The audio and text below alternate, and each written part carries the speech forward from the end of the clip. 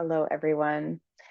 By now, you probably know that I absolutely love Scotland and have found deep places of meaning and soul richness, soul enrichment through my visits here, through my living and being here as well. But I am increasingly uninterested in that touristic type of travel that is like rushing off super quick somewhere and taking pictures without any feeling and just checking landmarks off of a big list and then going somewhere else. And so, in order to combat and support the type of travel that I do believe actually is really supportive and nourishing to our souls, I created this business with my dear friend Emma McCauley called Story and Soul because we kept thinking what is truly luxurious in these days is actually just having some deeper experience, not just breezing this way and that, having a relationship with the place.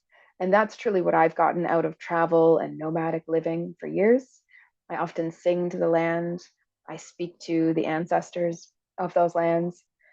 I walk in nature, feel connected to the energies and the stories, the tales, the folk tales of those lands as well. So instead of consuming a place, you're actually getting involved with it. So Caithness is where we're going in November, November 1st to 8th, 2026. There are a few spots left, so do get in touch if you're curious because it is going to be a very special one. It is a deeper coming into your own inner wisdom. There are some elder and crone vibes coming through for this, and also some Selkie energy if you know the stories of Selkies. Emma is so wonderful with storytelling and showing us the lands. She has actually grown up in the Highlands, and so she knows them like the back of her hand. And I've been on many a journey with her up in this area. So I too am actually quite comfortable with this area of Caithness, the land of Kate, also, which is kind of funny. Caithness. There are these huge skies in Caithness. It's a very underrated spot of the North Coast 500. So I wouldn't say it's off the beaten track, and yet it does really feel like out in the boonies, out isolated. So I don't know. Let's take from that what you will. A lot of people will much more quickly go through the first part of the NC 500, the North Coast Trail, and go right up to the top near John O'Groats, the highest point in Scotland, and then sort of take their time on the other regions. And so every time Emma and I were headed up here, we thought this area is so beautiful, but we think it's actually pretty underrated. There's amazing coastlines and beaches, and there's this stone and wind and these old hill landscapes and like a silence that to me is so profound, so powerful. I think it's something that I'm so grateful to have experienced myself. There are ancient sites that we're going to take you to, but we're not going to cram every single day full of all these activities. We're not going to cram every day full of healing ceremonies and super deep work either, because we know there has to be room for rest and food and connection, like conversation and laughter with each other and wandering. You need to have a bit of that letting your mind go. There will also be ceremony, and there will also be time for art or creativity, for sharing stories. We fit quite a lot in. There are nourishing experiences in healing ways, but we are not trying to exhaust you. We don't want you to go home thinking you have to recover from your time away. We want you to go back or wherever you are next. For me, it's never going back somewhere. Wherever you are going next with a deeper sense of self and soul and heart as well. Emma and I are creating the kinds of travel experiences that we also personally want more of. So you'll see that we really enjoy our time with you. We want to make sure that we're not burnt out or stressed. So we want to make sure it's an easy time. We make sure there's room and time for things. If there's suggestions of what else we might want to do, we stay adaptable and flexible to the group's needs. And I personally care about ensuring that you are being held in whatever transition you're going through in life, because I know people don't sign up for retreats just on a whim because they feel like going on a vacay. Sometimes people feel like they do it on a whim, but it's because they're seeking some sort of deeper change. And this is what I've come to understand. I used to work at a retreat center for a couple years, and I've known a lot of people who have taken retreats just being in the spiritual world for a while. And then I've also held my own retreats now. And I see this to be more and more and more true the more experience I get. So if you might need this, then you might be someone who perhaps is craving something, whatever that might be, craving something in your life. Because when you step away outside and get different perspective, whatever it is you're craving can come up to the forefront. You can actually feel it more deeply. You can name it if you don't know what it is.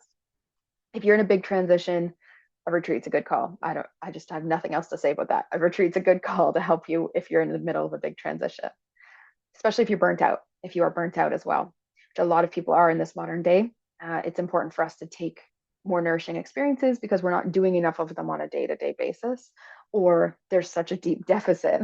It's good to get a lot at once. As well, if you're feeling a little creatively stunted or a little less than inspired, I think a retreat is perfect to give a deep sense of inspiration back, something that can actually be a wellspring of creativity.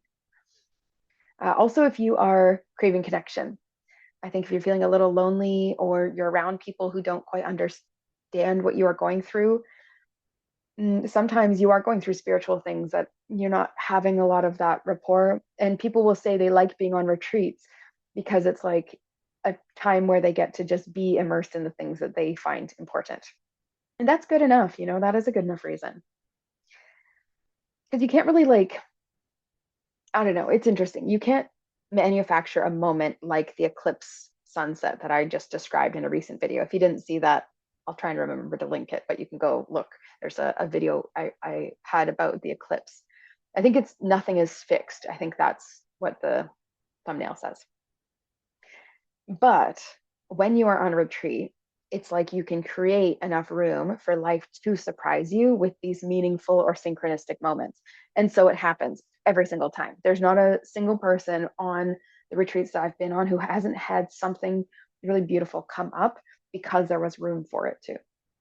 We can't actually schedule when you have like epiphanies, but we do make room and therefore it ends up happening in some way, even if they're mini epiphanies.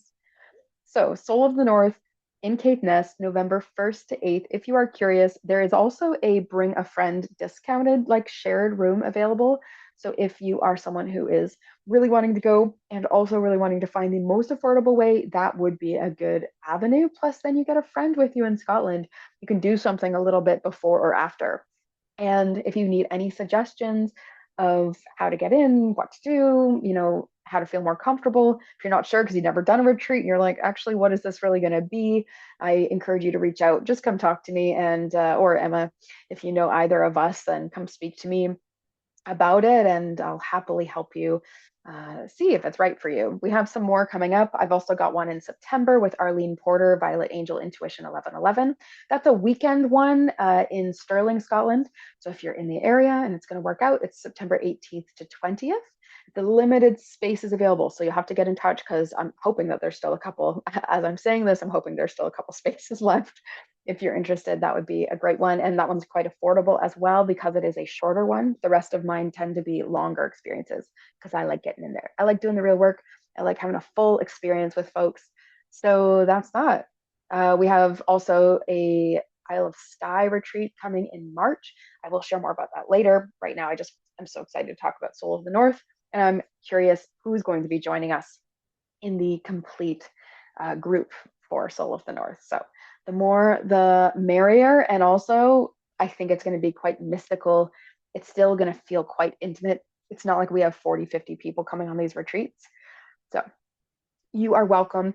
If you have like a little bell ringing inside of you right now, that's like a little string is being tugged, then please reach out and maybe it's just a matter of having a conversation and putting it in motion, and then everything else can manifest and come towards you. It's amazing. Sometimes people say to me they really want to come on a retreat and they're going to hope for the best. And I say, yeah, that'd be so awesome. Won't it be so fun if the money just somehow comes in and people will get like a government check or some insurance money that was owed to them, or I don't know, just someone will get a better job, and then they'll say, oh my gosh, now I can afford it, you know. So if you would like even just a little chat to try and help manifest coming on a retreat with me someday, then we can do that together.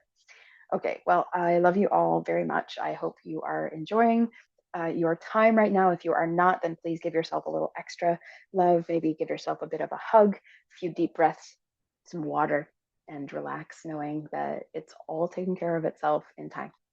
So enjoy your day. We will chat soon. Bye, everyone.